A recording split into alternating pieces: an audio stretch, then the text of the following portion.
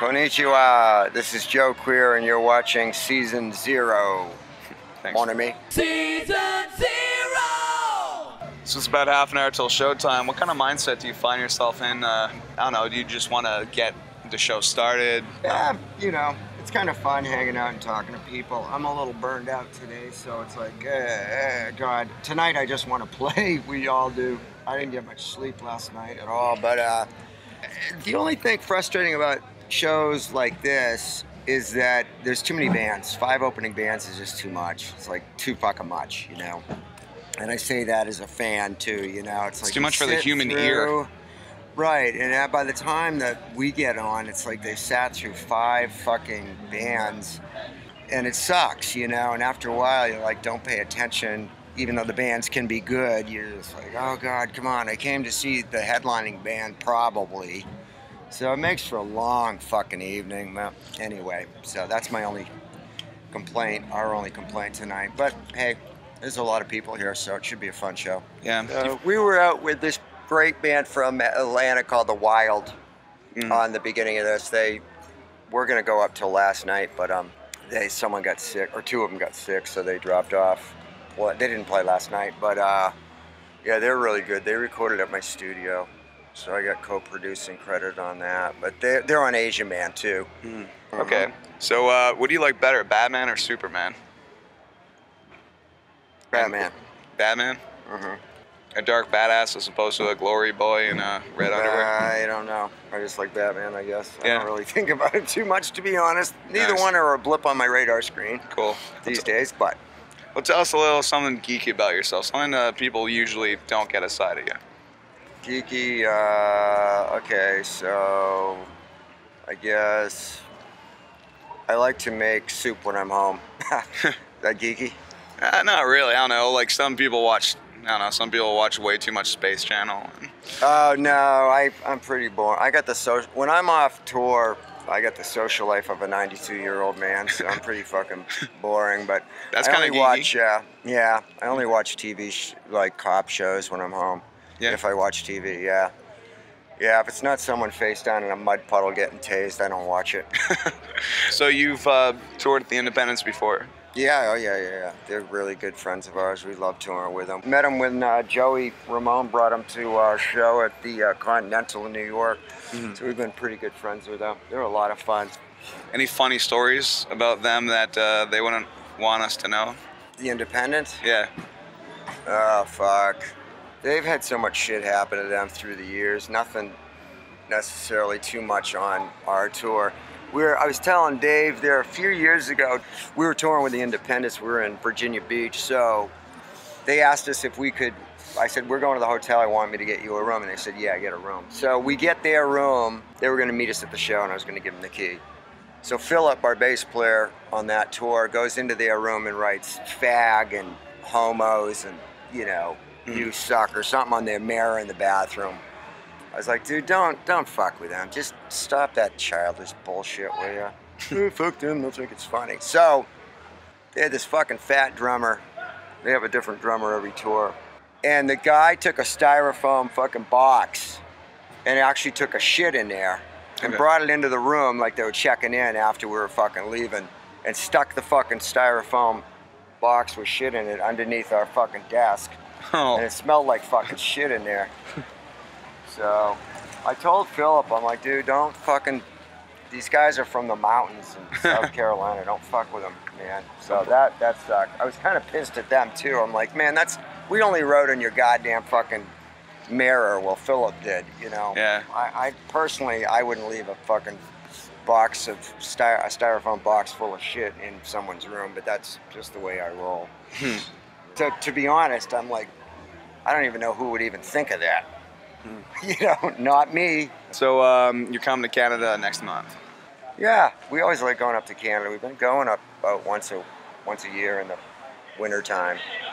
So it should be pretty good with the Ataris. Last time we had a good tour. London's always good. Toronto sold out. TO at I think the Horseshoe. That was a really good show. So Fufu's usually a pretty good time for us too. We used to like going up. We'd play that place, Lex. Yeah. You know, kind of across the street there. Fucking there, Rue St. Catherine. That place is always trouble, though. Yeah. Rex. Yeah. How so? Because I was a kid playing there, so. Well, the balcony thing. So Yeah. people would spit on you.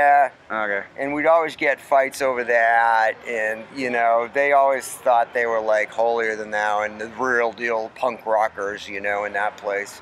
Not everybody. Not relation to the band, The Real Deal. This is back to the expression. Oh, no pun intended. Yeah. But, you know what I mean? They're just cooler than everybody. Some of them, not all of them. Most of them were cool, but you'd always get the real hip punks that. I think that's a drawback of every punk scene. There's always someone out there trying a little too hard to make a point and ruining everyone else's time.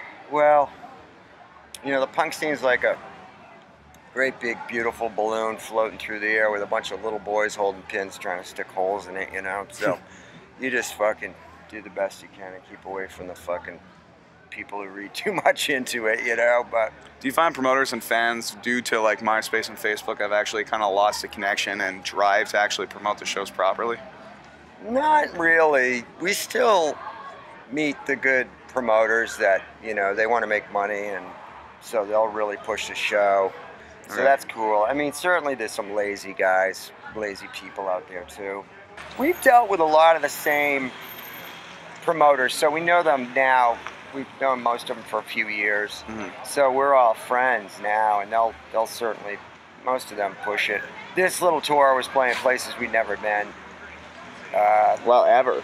Monroe, Louisiana. Where the fuck is that? Houma, Louisiana. I mean, you know, we don't even know where. How was the response? Were they appreciative of? Oh yeah. Because bands don't go there. So Houma was great. That fucking guy really. That guy Todd's in a band and he's toured, so he gets it, you know. Monroe was a waste of time. You know, that was still the most people they said they'd had in the club in like 2 years, but like on a Tuesday night or Monday night, we did 110 kids, 112 paid in Lafayette, which was packed in that little club. They only paid us $300, so it's like, they're like, oh, come back, could you come back? I'm like, we can't come back for $300. When these fucking places make a ton of money off the beer, you know, like the other night we were in Memphis. Fucking owner kicked in another $150 out of his pocket. He goes, dude, here you go. This is on top. This is from my pocket, because he made so much money. He told me. So that's really cool, you know, but $300, it's like, dude, we're not doing this for a hobby, you know. It's gotta, you can't keep going on $300 a night. So it was kind of retarded. But having said that, it was going to be a night off, and we added the show at the last minute. So. Okay, that's a little bit icing on the cake. So we were like, fuck it. It was still a good crowd for that place, and but certainly they could have coughed up another $200. But you know, they don't even fucking get touring bands in Monroe, Louisiana, so they don't know their ass from a hole in the ground as far as shows. But I've found people who basically say like, oh, you're only in it for the money. It's like, well, yeah, when you're out for 4 weeks at a time and you're killing yourselves doing all these 12-hour drives, to a certain extent, everyone deserves to eat.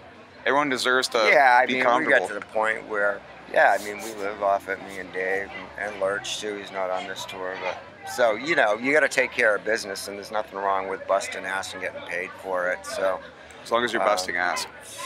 Yeah, I mean, we do. Tours, that's how we do it, you know. It's the only way. It's a highly inexact science, so there's always some curveballs that the tour will throw at you, you know. But having said that, we really enjoy it, too. I mean, we're busy right now through April going overseas, and then we're going to go to Brazil in the fall. Yeah, I mean, we're just fucking busy all year. People are like, how long are you going to play? I'm like, I don't know, man. Every time I turn around, you know, we're busy through this year already.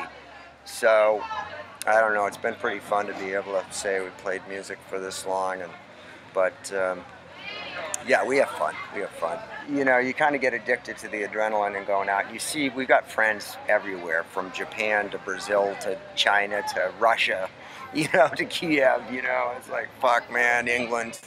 We've been lucky, but you can't put a price tag on being able to, you know, say you have friends all over the place. Really, you know, that's where. You know, we're not doing it now to see how many drugs we can do and how fucked up we can get, or how many chicks we can fuck, or, you know what I mean, how much money we can make. It's just, you know, we kind of do it to... Well, there's some people out there working 9-to-5s in offices and stuff like that like literally almost despise their existence.